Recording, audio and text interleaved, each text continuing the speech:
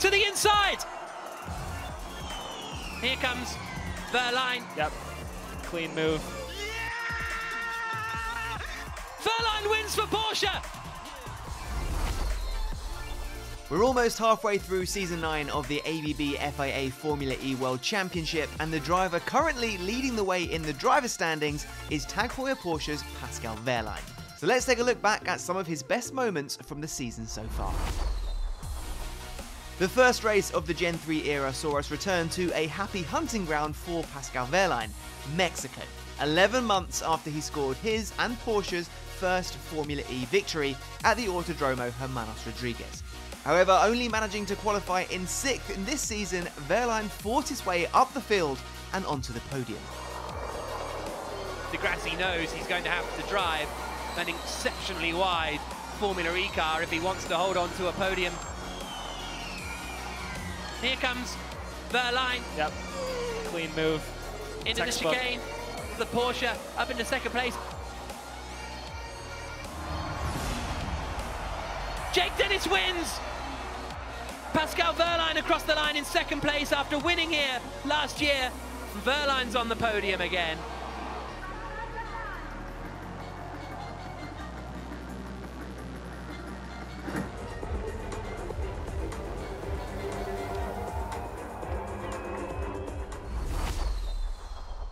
Rounds 2 and 3 took us to Saudi Arabia for the core Diriyah E-Prix, and after the performance in Mexico City, he came into the weekend full of confidence. However, qualifying proved challenging once again as he failed to make it out of the group stages in round 2 and started the race from P9 on the grid.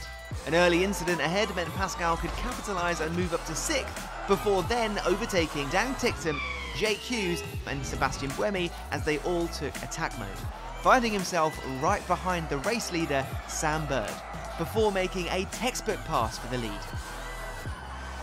Bird had a bit of an advantage last time, but Wehrlein is as close as he's been into turn 18. Wehrlein to the inside. Wehrlein takes the lead over the Diriyah E-Prix. Gets ahead of Sam Bird. Wehrlein onto the brakes. Through the chicane, gets it stopped, neat and tidy. One more corner to go for the German. Dennis was the championship leader coming into this one, he still might be. Looks to the inside of the final corner, but Wehrlein holds on. Wehrlein wins for Porsche, his second win in Formula E.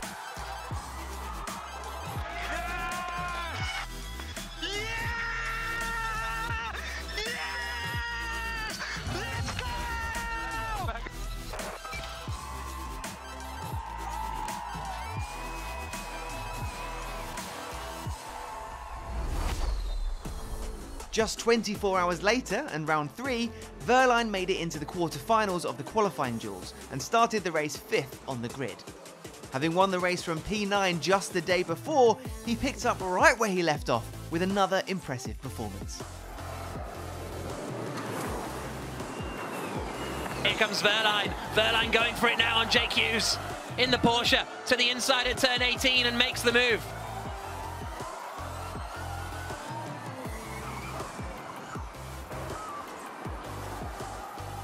You're 2% up to all cars, 2% up to all cars. All cars around him. Dennis in 7th has some energy left as well. This is already the fight for second place. Pascal Wehrlein in the Porsche has caught the back of Evans and he's through. That's the difference there. That's the difference between having the same amount of energy and having a 2% advantage over the car in front of you.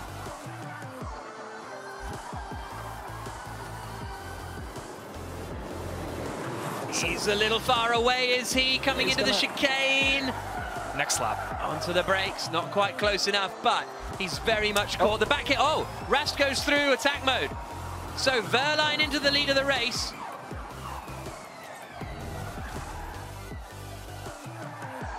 Pascal Wehrlein does the double in Diriyah as the checker flag falls. Wehrlein wins again, takes the lead of the championship.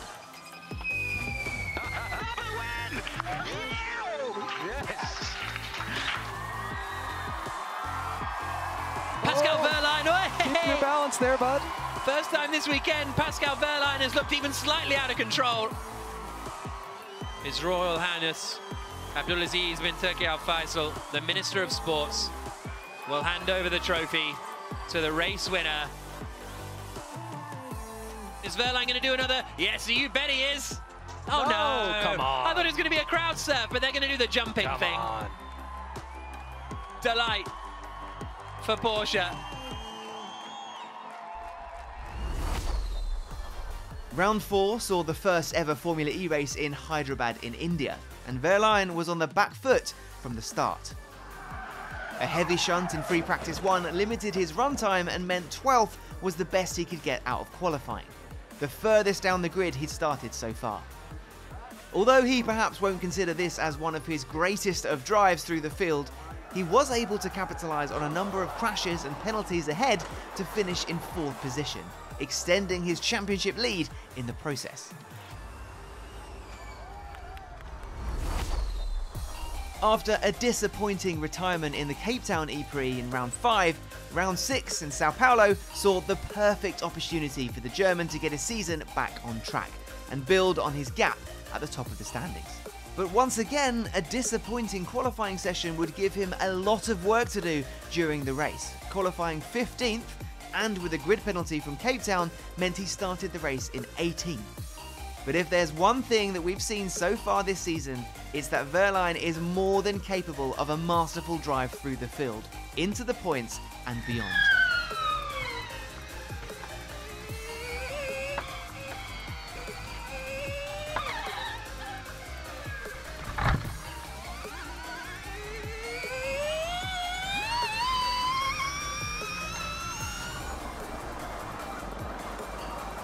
Down into the first corner, Wehrlein ahead of Gunter now, up into 9th place.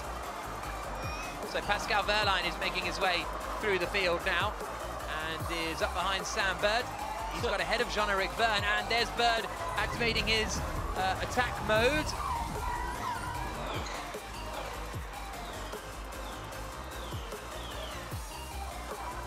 Oh, lock up there for Da Costa. He's gone straight and stop and go. So that is going to cost him. Da Costa's race is gone. Okay, let's invest now. Push into attack. Take attack. Strat 3.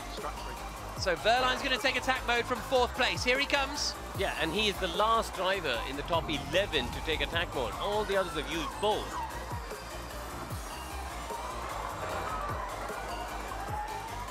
Case of race neutralization. Confirm.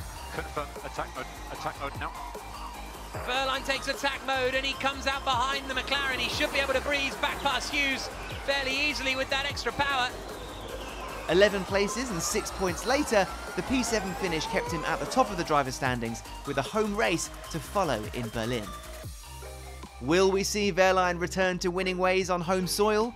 We'll find out next weekend.